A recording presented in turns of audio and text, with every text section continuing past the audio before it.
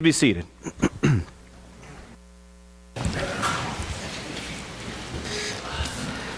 Good morning, church.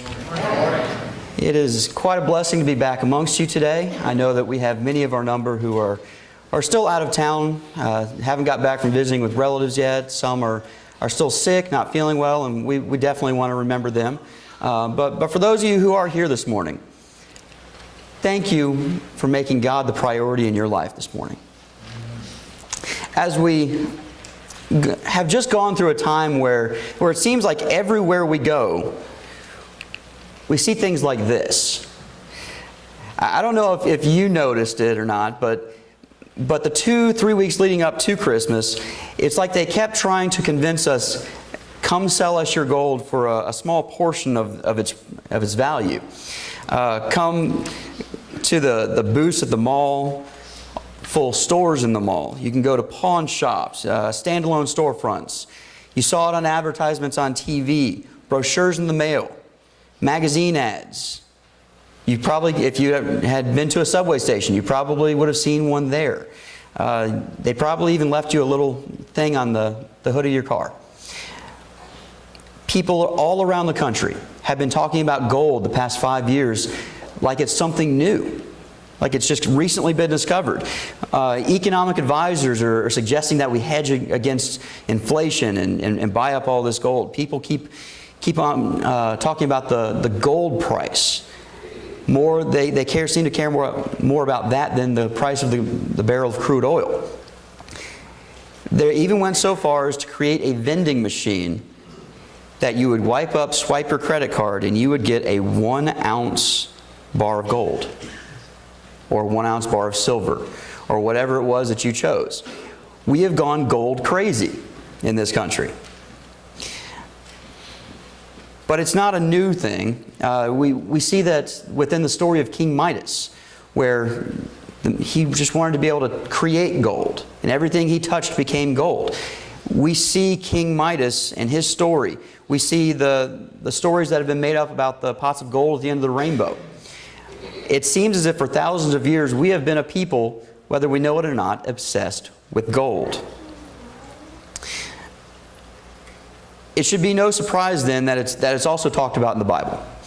There are many references to objects made of gold, different things that might have been plundered in battle, or items that were devoted and given over to the temple. There was some talk about the amount spent on a field, or how much was given for a certain amount of supplies. But there are still other references within our scriptures to the production of gold itself. And I want to spend some time focusing on that this morning. If you do a Google search on the word gold, you get over 589 million hits. That's a lot of talking about gold. To me, the most interesting site that I came across actually was the Wikipedia site that was devoted to gold. It didn't do a whole lot of talking about it, because it referenced another page all its own, but they did talk about the refining process. Some of the ancient techniques versus modern techniques, and how some of them were similar and some of them very, very different. But it also shows the difference in the starting place of gold and the final product. What you're looking at right there is a 1,896 pound rock.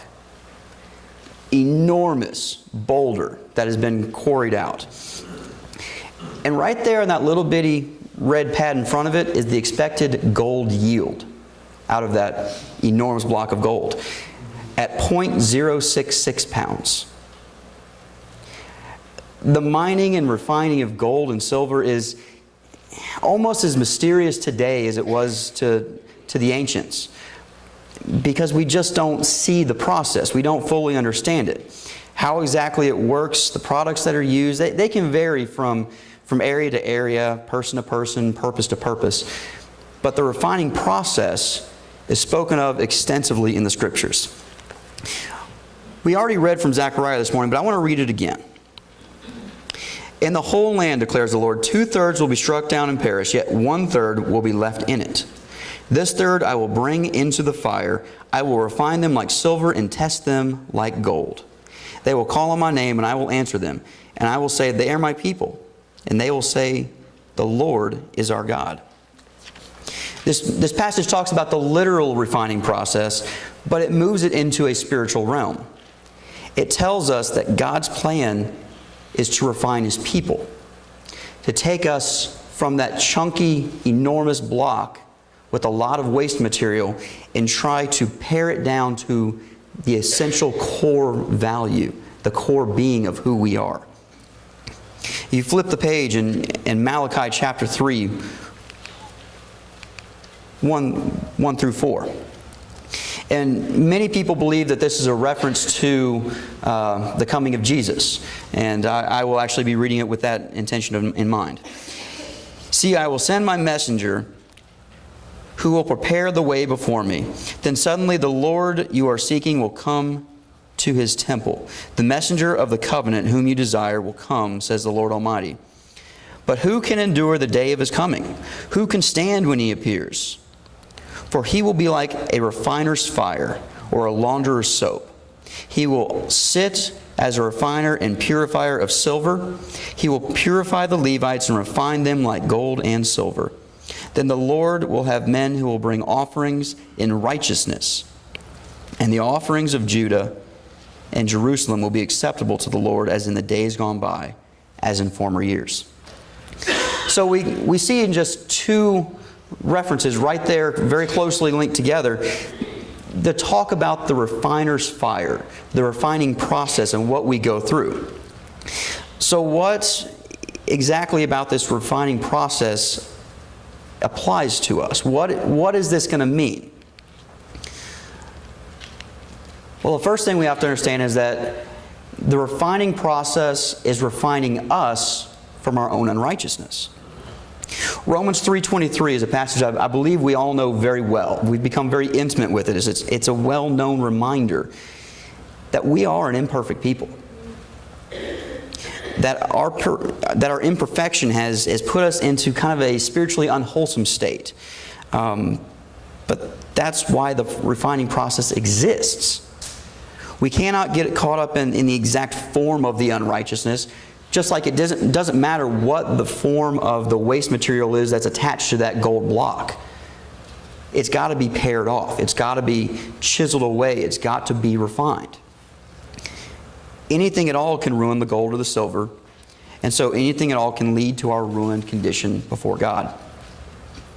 There was once a woman that wondered what a refiner of silver had to do with the silver. So she sent out to find that answer. The woman made an appointment with a silversmith so she could watch the entire process unfold before her. She didn't tell the silversmith that she had interest in the refining process because it was a metaphor for God. She simply told the silversmith that she was interested in the process. And so she watched the silversmith as he held the piece of silver over the fire and he let it heat up. The silversmith told the woman that he had to hold the piece of silver in the middle of the fire where the flames were the hottest in order to burn away all the impurities. And he continued that not only did he have to sit there and hold the silver the entire time, but he also had to keep a very, very close, watchful eye on it. Because if he didn't, if he left it in there too long, he could ruin and destroy the silver. After quietly watching the process, the woman finally spoke up. And she asked the silversmith, "How do you know when the silver is fully refined? How do you know when it's ready to be pulled out of the fire? How do you know when you can make something with it?" And the silversmith just smiled at her and gently answered, "I know the piece of silver is done when I can see my own image in it." In all of us, there is impurity. But that's why we always have to view ourselves as God's workmanship that's never quite done. Refining precious metals is a process that requires patience and many attempts to remove all the unwanted materials. And God is refining us in that method in order to separate us from our own impurities, to separate us from our own unrighteousness. And He will continue to do so until He sees Himself, until He sees Jesus reflected back in us. While we're usually looking forward to a new year, looking at resolutions, things we want to change at this time of year, I think it's more appropriate when talking about being refined to instead look backwards, to see where we've been, to ask the question, are we closer to God today than we were a year ago, a month ago, a week ago, yesterday? Are you looking more like Jesus? Are you reflecting Him? The second thing we need to understand about the refining process is that it's about refining us through our failures. Now, it's very rare that we take a good hard look at our own failures and consider them the blessings that they are. Many times failures are of our own design, but our failures become God's refining moments. His chance to do something special in us, His chance to teach us about Himself, His chance to knock away a little bit of the unwanted. Think about the failures of different people in the Scriptures.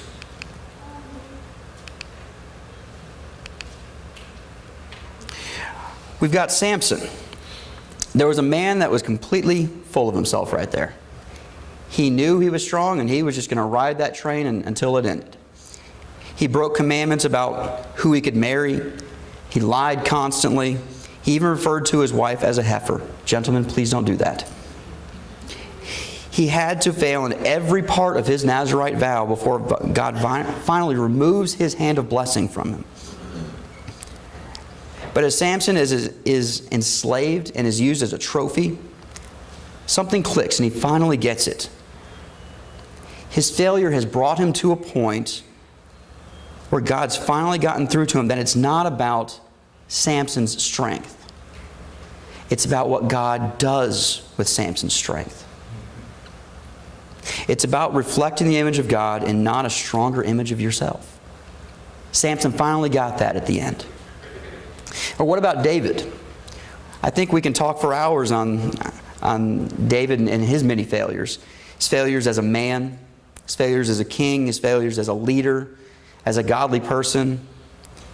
And yet it's at those times when you see him cling to God closer than ever, when he knows beyond any shadow of a doubt he's failed and he needs to change. Some of the greatest songs that we sing, some of the most familiar, are ones that come from moments of weakness in David's life when he's pleading to God, help me. His poetry is the background or the backbone of many of our worship services. And he understood what was said in John 15, that apart from God we can do nothing. At least not much of anything that's worth something.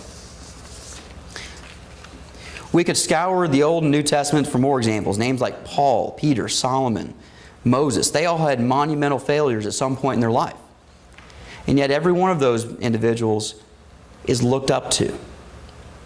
And the question remains, why? It's because they didn't stay in that moment of failure.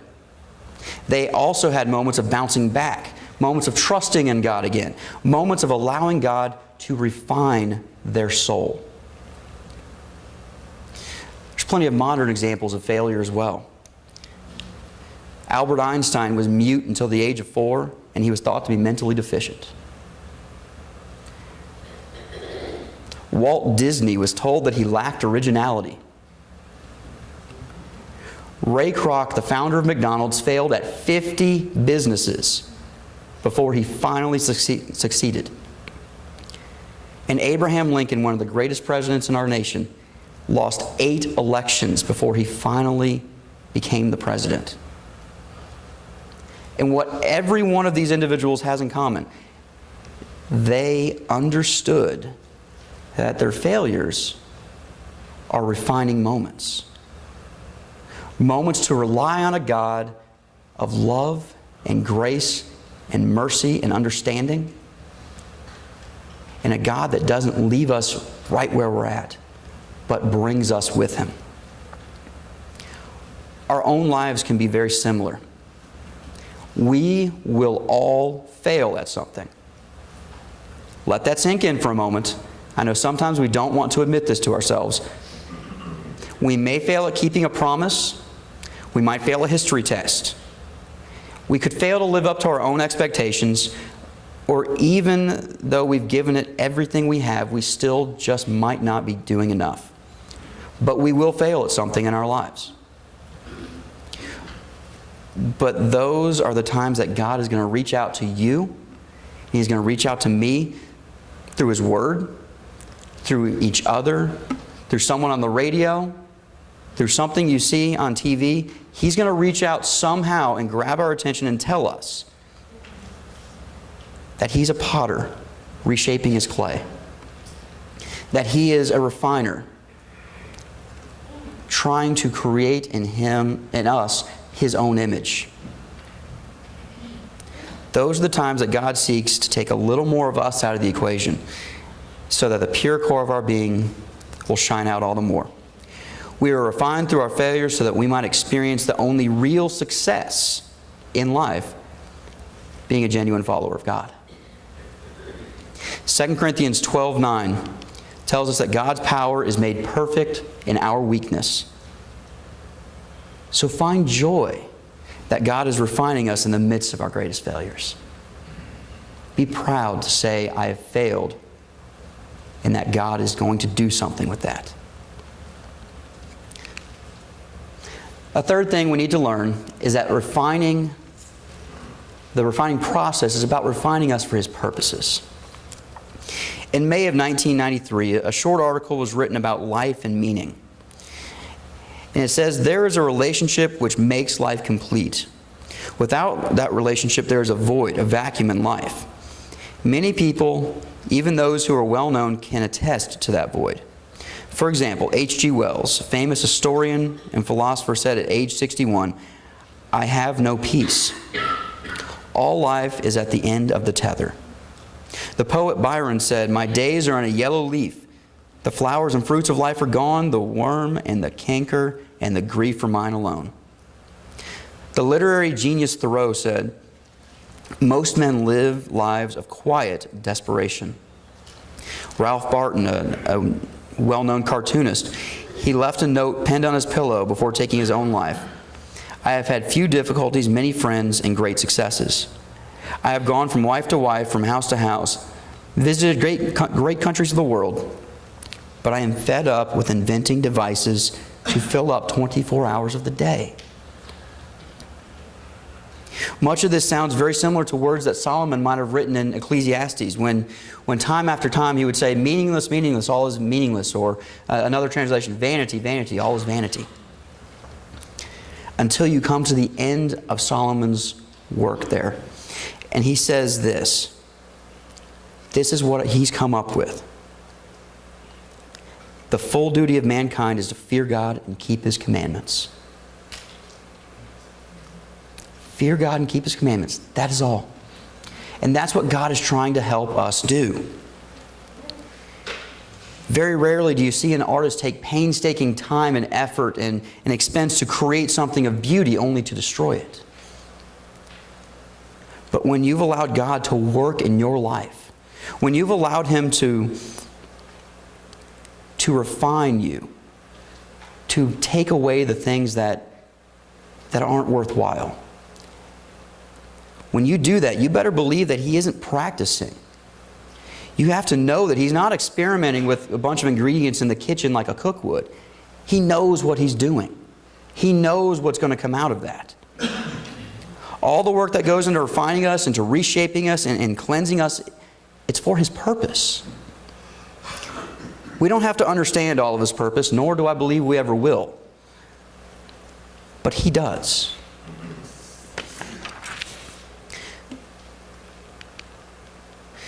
Ephesians 2:10 says, for we are God's handiwork, created in Christ Jesus to do good works, which God prepared for us in advance to do. He has been working on us, if you follow what David says, to tell us that even in the womb, God was shaping, giving talents, giving skills, giving abilities, giving desires, so that we could do things for Him. We may still be a little rough around the edges, But I promise you, God's clearly telling us that when we allow it, He's going to work in us and through us in ways that we can't even begin to imagine. That there is a purpose in the creation by the Creator. 1 Corinthians 10:31 says, "So whether you eat or drink or whatever you do, do it all for the glory of God." Again, we are made and refined for God's purpose. God teaches us how and helps us become better husbands and wives, mothers and fathers, brothers and sisters, friends, bosses, and workers. By taking out the bad and showing us how to bring out the new, the good, the pure, the holy. He does that for His purposes and for His glory.